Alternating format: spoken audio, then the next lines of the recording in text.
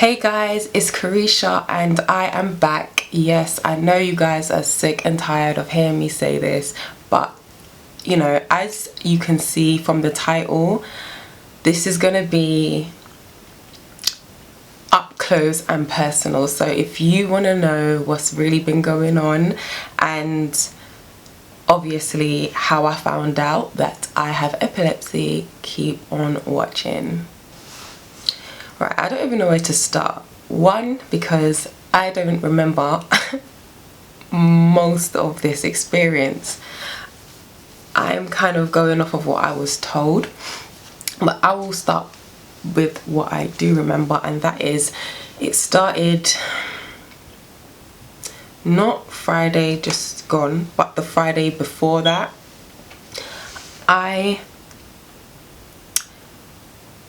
That day I wasn't feeling well, so I remember briefly calling work to say that I wasn't feeling well and I wasn't going to be in, and I went straight back to sleep. My daughter was sleeping beside me at the time and I was just really tired, and my mum was kind of like, Kayreesha, you're not going to sleep all day. When I come back in the house, make sure you're up. And I was kind of like, yeah, cool. That wasn't gonna happen. But you know, it didn't seem to me that anything was wrong. Okay, so fast forward, what I've been told was my mum came back now and she started attempting to wake me up. She basically started calling my name, Kayreesha, Kayreesha. I wasn't responding. My daughter was at this point lying on my back. I think she was on a tablet, none the wiser. She was like, Mummy's sleeping. So then my mum was kind of like, just trying not to scare her. I was like, yeah, Mummy's sleeping. And she took her and put her in the next room.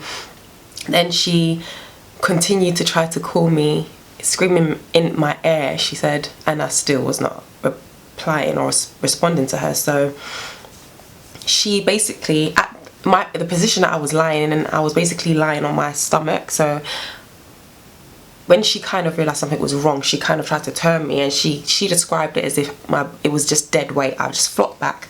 My skin, my face was blue. I was kind of like making a noise, like I was struggling to breathe. I had blood in my mouth. At this point, I don't think she realized I'd bitten my tongue. That's where the blood was coming from. You know, she's in panic mode. So she's called the paramedics. They've come. At this point, you know, I'm coming out of what was a seizure and they're doing my observation.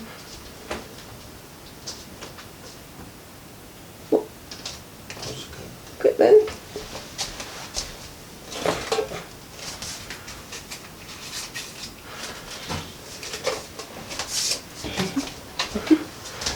Yeah. So when they got here, they started doing my observation basically. So they didn't witness the seizure. They just saw I now know is the post-ictical stage, where I was confused. I didn't know what my name was. I didn't know my date of birth. I didn't know what happened. Bear in mind, I don't remember any of this, even till this day. What I do remember is a brief moment kind of being in my mum's hallway and looking to my left and seeing paramedics in the middle of the road looking at me like, girl, we're waiting on you, are you gonna come? Like, and I'm looking at them like, what are you doing here and why are you looking at me? And I just kind of like turned to the other way and just walked towards the bathroom like, okay. They took me to my local hospital.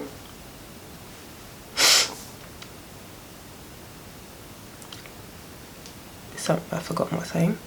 They took me to my local hospital, and my mum told me basically that they had hooked me up to a heart monitor, which was basically observing my breathing and everything. And at one point she said to them, you know, my heart rate it's continuing to drop, and she was kind of like, it's fine, as long as it, you know, if it gets to 45 or 47, you know, let us know. And she said that she walked out the room, and as she walked out the room, my heart rate started to just drop like significantly, and at the point of it reaching 45, 47, I can't remember, I basically, at this point, I was sleeping, shut up. Yeah, this scares me. Like this, I get chills when I think about this, because I have no recollection of this. But I shut up, opened my eyes, and started biting my tongue. And literally, my tongue, you can't see it now because it's healing up, but this is a bit gross, but I had bitten it really badly. I couldn't even, it was swollen, I couldn't eat. But I just had no recollection, and I think that was the worst part about everything, that I just could not remember. And I couldn't remember the parts after, where, you know, people were saying I had come back, you know, on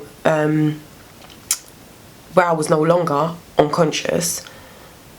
I still couldn't remember. So, you know, apparently that happened. The paramedics came in and they actually got to see it. I was convulsing, having another seizure, and they basically got to witness this because they were getting ready to discharge me, which was funny. So at that point they realized that, yeah, discharging me was no longer an option, you know, that I needed some kind of care. And yeah, apparently after the seizure finished, I was so confused. I was getting aggressive, I was getting violent.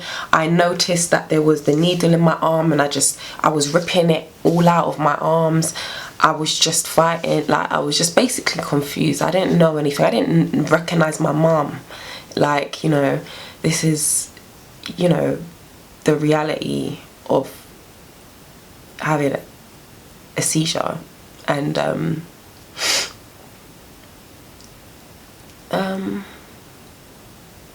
yeah, so after that, I'm sure I was given some kind of, it basically took a lot out of me. My mum says she remembers me holding my head and just crying, like saying that I was having a really bad headache. And I actually remember having like an excruciating pain in my head, like, and excruciating pain in my stomach, and it was just uncontrollable, but it would just be for a split second. And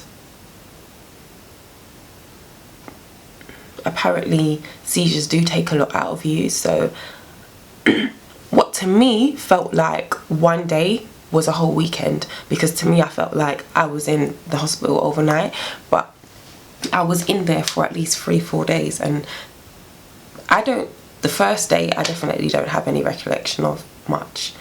You know, people were telling me, oh, that doctor treated you, and that doctor, and I'm just like, I have never seen them in my life at all. I don't know if anybody is aware, and this is one of the reasons why I really wanted to make this video, because I myself was very uneducated when it comes to epilepsy. I really was very ignorant, so ignorant. And you know what, knowledge is it really is power, and I had no idea. I thought epilepsy was kind of like in a league of Down syndrome, where it was something that you would get when you was born, and it was something that was genetic. I just really didn't even know it was like a neurological problem. It was to do with the brain. I really thought it was, what I thought was completely wrong. And I feel like, I don't really like to make racial generalizations and stuff, but I really feel like black people are uneducated when it comes to neurological illnesses, things that have to do with your brain, things that are triggered by stress, lack of sleep, not eating properly, you know, ridiculous diets and stuff like that. And this is it intentionally, and it's actually affecting my speech now as well, not just my memory. But that is what this was triggered off by, because I wasn't having seizures all the time, even though this has caused me to realize that I have had seizures before. and I just didn't realize what they were. I just thought I was ill with the flu, because they can be triggered off by high temperatures. By having the flu, you can be triggered off, you know, you could never have a seizure in your life, and I found out you could just start having seizures at 25, doesn't matter what age, you could just start having seizures at any time. And it could just be because you're really stressed, you're not getting enough sleep, you know, your diet is not adequate, a lot of other things, head injuries, you know, banging your head, doesn't matter at the intensity to what you think. If you feel like you haven't banged your head hard enough, there's just so many things that can actually trigger it off. And I feel like as black people, we are so uneducated. This is like, I'm a believer. I believe in Jesus Christ, and I believe in the power of prayer and the word of God, but I feel like the you know, not all black people, I don't want to offend anybody, that is not my that's not what I'm setting up to do, but I just feel like we can easily tend to rely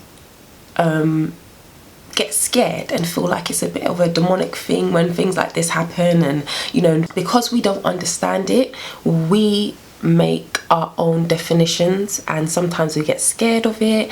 And there's nothing wrong with being scared, but educating yourself is highly important. And I hope that this video will really encourage a lot of you guys to not just epilepsy, because just through having this, it's led me to do research on other, you know, other illnesses, other neurological illnesses, mental illnesses, and to actually understand what these people are going through and what triggers these things off. Because I know I'm someone that can really just play games in life, you know, eat rubbish, go sleep at after 3 o'clock every day, things like that, and then go out and run my body ragged and really not love my body and treat it with respect. Like, with all that it's doing, we have to understand that we really got to put back into our body with all that we're doing. We can't just give it nothing. It will shut down on you and your brain. We really have to, I don't think anybody really understands that we have to look after our brain, or how to look after our brain. So it's important that we really do empower ourselves with knowledge. Anyway, I am planning, you know, like I said, I'm doing this video really to inform people and really to encourage, especially my people, black people, to get clued up when it comes to all types of illnesses.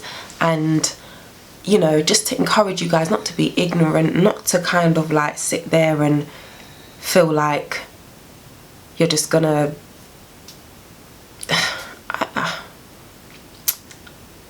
I'm getting confused. I know what I want to say, but basically I just don't want you guys to underestimate the power of looking after your body.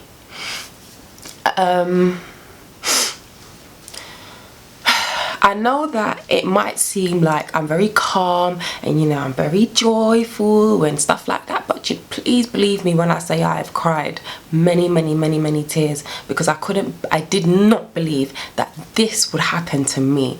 Furthermore, I can't even understand why. But at the same time, I do understand why, but at the same time, I don't get it why it's me that it's happening to. But my comfort and the comfort that I find in God, he's bringing me on my own journey to acceptance and also to do better for those around me. And this has changed my life. Like, that was a near-death experience.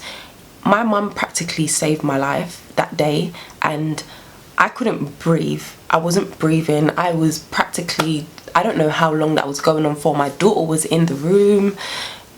You know, the devil is just, he really has no remorse. And that day has changed my life tremendously, and I intend to use every single day wisely.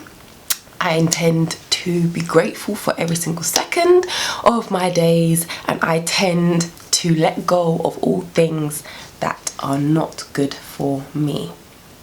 And in doing that, I want to bring you guys on this journey with me, specifically again for knowledge purposes, to inform you guys. I want you guys to see up close and personal. I'm literally going to try and edit as little as possible when it comes to my epilepsy videos, because I want even you guys, if I have a seizure on camera, anything, because you know I can't get it all into this video, but I will do another video. But there's different types of seizures. So far I've had tonic-clonic seizures, which is the grand mal seizures, which is the biggest type of seizures, where you literally lose consciousness and you convulse, you bite your tongue, your joints, your muscles stiffen up, stuff like that. So I had 2 of those in one day. And I don't know if you know, but if you have 2 seizures, grand mal seizures, convulsion, where you're convulsing, in 6 months you get diagnosed as epileptic. So for me, that means I've got to take medication every day. Right now I'm on the generic form of Keppra, and again I will do a more in-depth video about how my life has changed because of epilepsy, because it has, you know. There's things that I can and cannot do, like for instance driving. I can't drive unless I've not had a seizure between 6 to 12 months, because I can have one behind the wheel, unfortunately. I mean, I am genuinely a person that can see the best in everything, and I'm not gonna lie, I do find it hard with this, but God makes it, he makes it doable. He really is my strength, and if I couldn't say it before, nobody in this world can tell me that God doesn't exist, because I saw it firsthand for myself, and ever since that day I see it clearer and clearer. And so like I'm saying, I can see the best in lots of situations. I know this is going to be hard, and I'm not going to hide it. I'm not going to try to fake it, because faking it is what got me in the situation in the first place, because I was pretending that I was okay and I wasn't listening to my body, and so it shut down on me. But so I'm going to take you through it as real as possible. I think for me, it's just the fear that I get, it stems from having a daughter. You know, it's not just me that I need to think about. It's not just me that it's affecting. I have family members. You know, I remember opening my eyes at brief moments while I was in a hospital and seeing my entire family around my bed. They were praying. I mean, I'm one person bringing so many people together, and they were all feeling my pain. I weren't even feeling my pain because I wasn't even conscious. I was in and out of consciousness for like a couple days. So I was just briefly blinking and seeing people, and it was just so crazy. I don't even think I've had time to process it properly. I keep getting my mum to tell me the story over and over again, and every time I'm like, really? Swear down. No. But yeah. So anyway, after being discharged from hospital, I live at home by myself with my daughter. I've obviously can't go back there at the risk of having a seizure, and you know, nobody knowing, and just being with her, it's not safe for her. So I've gone back to stay with my mum a little bit, and she's been so amazing. She's just been helping me out, like my friends, my family members, they just been coming around trying to keep my spirits up, helping me out. Like, I really appreciate everybody around me. Like, I swear, people that I don't even talk to on a daily basis have come and they check on me. Like, it's all love, and I appreciate every single part of it. Like, you guys just don't understand. Like, I pray for you guys all the time. After leaving there, I got an appointment for an EEG, which I did today. And an EEG basically is where I had to sit in a room, and they put like I don't know what they call it, things on my head, all around my head. And I sat there, and he just gave me instructions like, open your eyes, close your eyes, breathe, open your mouth and take deep breaths for like 3 minutes. And then he put flashing lights in front of me, different types. He was with different speeds, checking to see which ones affect me, and you know, life. It was interesting. It was very interesting. And I don't know if I said, I don't know much about epilepsy. Like I said, I'm learning myself, but epilepsy basically is a neurological problem. It's a problem in the brain where well, for me it has to do with my nerves, my nervous system. Oh, I don't know. Anyway, yeah. So like I've always noticed throughout life, my hands shake like nobody's business. My legs, I can't keep them still. I am forever literally bouncing my legs till people literally hold my legs down on the ground like, Kayreesha, you need to stop this like right now. Like literally. So basically it's like when the electrodes, what's going on in your brain anyway, they get very excited, and it's basically like a fire in the brain. That's one of the descriptions that I heard here. It's a bit concerning, but yeah, it's kind of like well, when you have a seizure, it's like a fire in the brain, but epilepsy is kind of like you sparking a match. Yeah, and it's like the electrons get so excited, it's like it messes up the whole flow of the brain, can't function. Obviously you have epilepsy in different parts of your brain, so I'm not sure about all the names, so I'm not going to try. Maybe a future video I can update you guys and give you some more information. Everyone's epilepsy is different. Everyone can have epilepsy in different parts of the brain, and it can also spread. So yeah, this thing is on stuff. It's definitely on stuff. But you know what? I'm here to give it a fight because I will be living my life. This is not going to stop me. Like, I understand it is in a sense something that can disable parts of your life, because again, I can't, at this point in time, I can't just leave the house and go for a walk with my daughter because I might fall down and have a seizure.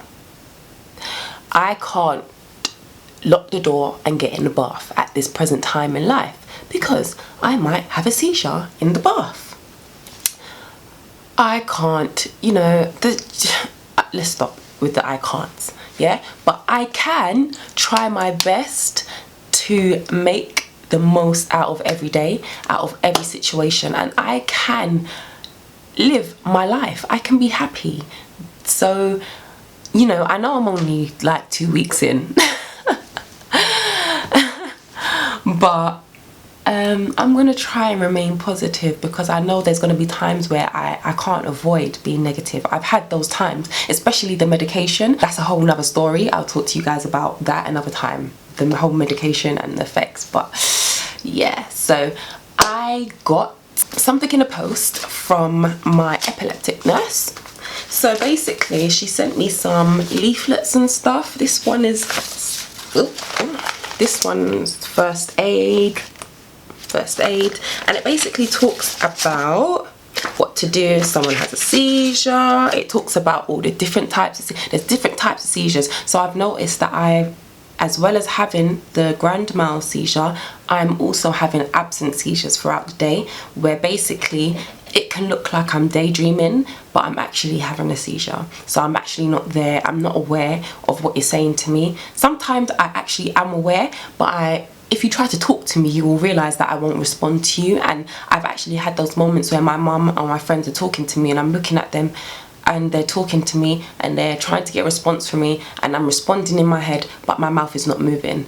And it's after that all goes, I will just have a moment where I just feel extremely tired, like I could just go to sleep. And 9 times out of 10 I will conk out, and 9 times out of 10 I will conk out and just go to sleep and wake up after and just feel like refreshed and stuff like that. What always tends to happen is that period of that moment where I had that absent seizure, I might remember it while it's happening, but once the moment has passed and I go past the ictical stage, the bit where you're confused, which comes straight after a seizure, I don't remember whatever happened or whatever the person was saying to me during the seizure. It just goes. Sometimes I remember at the moment, but when it's happening, but once I go through the stages, it's gone. It's just gone. So anyway, there's different types of seizures, loads of different types of seizures. I had no idea that it could be as simple and as quick as a daydream. Yeah. My grand mal seizures, the ones where I convulse, have only happened in my sleep so far. And my mum, it all kind of like started to come out and stuff like that. My mum did say that I did have a seizure, one like that, a grand mal seizure when I was 4 years old, but nobody knew why. They did the EEG again at that point and found nothing wrong with me. And yeah, so here we are again 20 years later. So hopefully from the EEG that I did today, I should have some results. But I do have an MRI booked as well, which again is a test for the brain, a scan for the brain. And hopefully one of those two will yield some results to what type of epilepsy I have, where it is in my brain, and you know what I'm gonna need to do moving forward. She also sent me this little thing that I've been like dying to get my hands on ever since I was diagnosed, and it basically can go in my purse. And because I go through that confused state where I don't remember my name, I don't remember anything, this is amazing. It basically says, I have epilepsy, about me, my name is Kayreesha, my contact number, not telling you guys, I'm joking, in an emergency please call the name, contact number. This is what happens when I usually have a seizure, and I can write, you know, what usually happens to me, so that person can know, okay, she's definitely having one, let me call somebody. This one, my seizures usually last for so and so minutes. They usually say that everything is fine unless a seizure lasts anywhere between 5 and 10 minutes. So that's at the point where you should call emergency services. And then it says, if I'm having a seizure, you can help me by blah blah blah, and then it tells you what to do, to call 999, tells you what to look out for. It's on the other side as well. I don't know if you can see this, but it talks about my medication as well, my dosage, the times that I take them, my doctor's details, and also it talks about like the characteristics of seizures, so you can identify it, and tells you how to put me in the recovery position. I also got an epilepsy advice leaflet, a leaflet telling me about my epileptic nurse. Oh yeah, this safety. This is something that I keep thinking about, because eventually I'm gonna have to go back home. Do you know what I'm saying? Because yeah, eventually. But you know, I feel like I don't want to miss anything. I don't want to put myself at risk or my daughter's safety at risk at all. So she sent me this, and it talks about safety in the home, and I feel like this is gonna help a lot. I haven't read it yet, but I am going to. And then there's this major one that says just diagnosed, and this is gonna have all of the information that I need to know about epilepsy in it and moving forward. So yeah, I feel like this was good that she sent this. I didn't know it was coming, but I feel like it's gonna help. It's gonna put me at ease a little bit and give me a little bit more knowledge on what I'm facing.